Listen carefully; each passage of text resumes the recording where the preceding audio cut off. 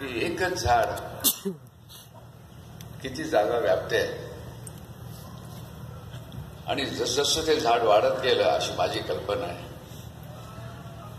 त्याचं वैभव वाढलं आणि तीच संस्कृती या संस्थेची अजून पण आहे. खाली मुळं घ्यायची म्हणजे रिसर्च करायचा आणि वरती आकाशात पोचायचं.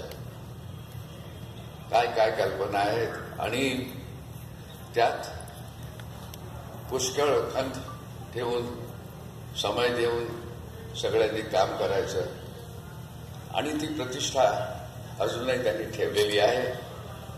आणि अशा संस्थेमध्ये असे प्रसंग झाले त्याच्याशिवाय मी काय मागणार. आज मला असं वाटतंय धन्य झालो मी की मी पुण्याचा आहे आणि डेक्कन कॉलेजमध्ये परत मी इथे आलो.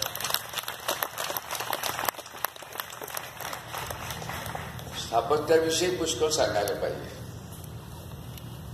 वेदही आहेत, संस्कार आहेत, विचार आहेत आणि संशोधन पण आहे. पण खरोखर हे संशोधन कसलं आहे?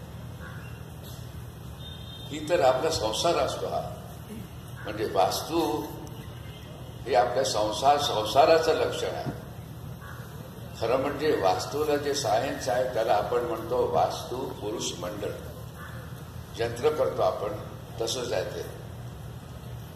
वास्तू म्हणजे एन्व्हायरमेंट, वातावरण. आणि वातावरण म्हणजे हवा, पाणी, आकाश, गॅलेक्सी हे पण नाही. त्याच्यात पुष्कळ आपण पण आहोत. आपला समाज आहे, आपला बगीचा आहे, आपलं घर आहे, आपला व्यवहार आहे, आपले संस्कार आहेत आणि सगळंच असे असतं आपल्याकडे. आणि त्याच्याशिवाय पुरुष म्हणजे काय? पुरुष म्हणजे एनर्जी आहे, त्याच्यामध्ये सामर्थ्य आहे. आणि ते सामर्थ्य फार पुष्कळ कामाचं असतं.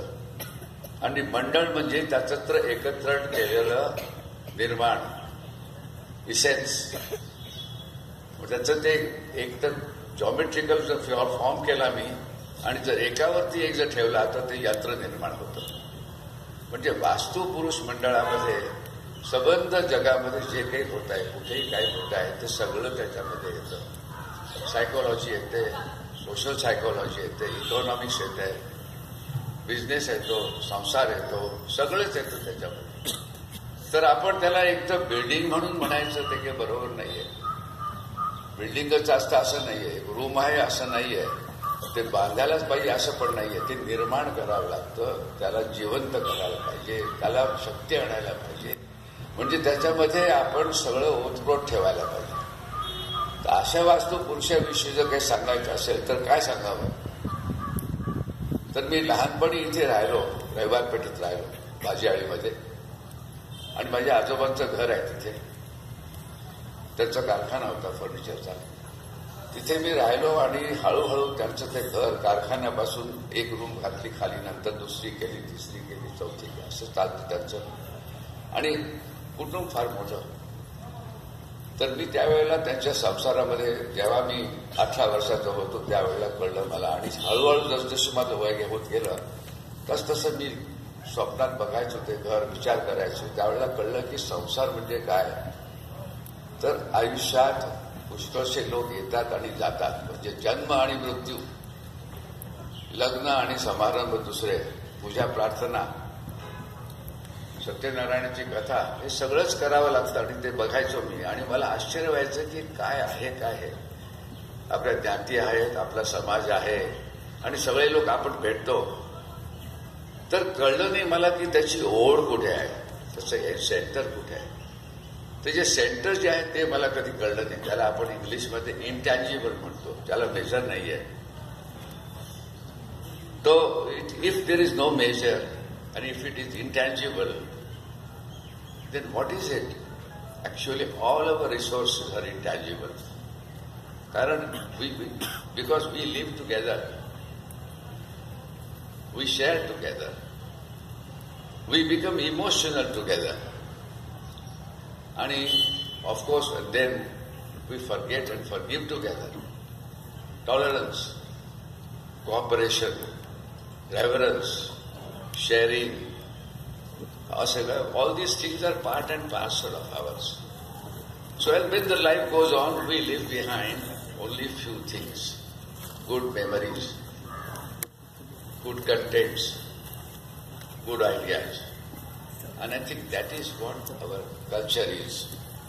And that we share and we celebrate. We have so many festivals.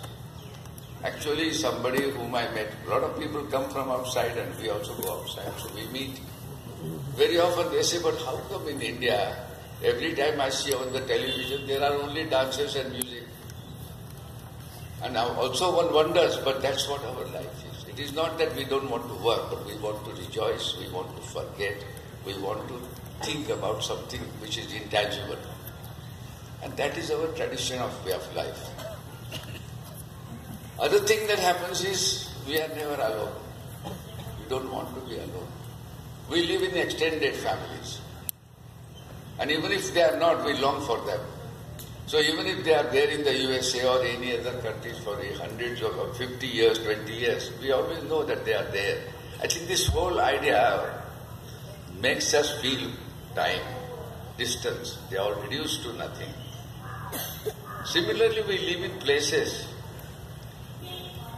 but I have not seen doors to the spaces.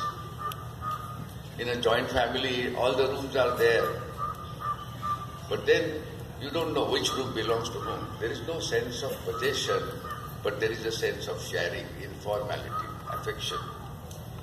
And I think because of that, psychologically, we feel very strong. Because we know that if something happens, there is somebody else around us. So we don't worry about tomorrow. And why it is like this? Because in deeper sense, we feel that we will always be taken care of. And I think that is the tradition that we have. So, is there any past or future? They are only intangible, but they feel that because we don't think about that because we are living always constantly. So, timeless is our strength. Timelessness. And that timelessness is what gives us to a position of something like reincarnation. We are there, we would be there some other time, or we were there before. And I think if that is the case, then what is our identity? Our identity is identity of togetherness, of our extended family, and of our continuing culture.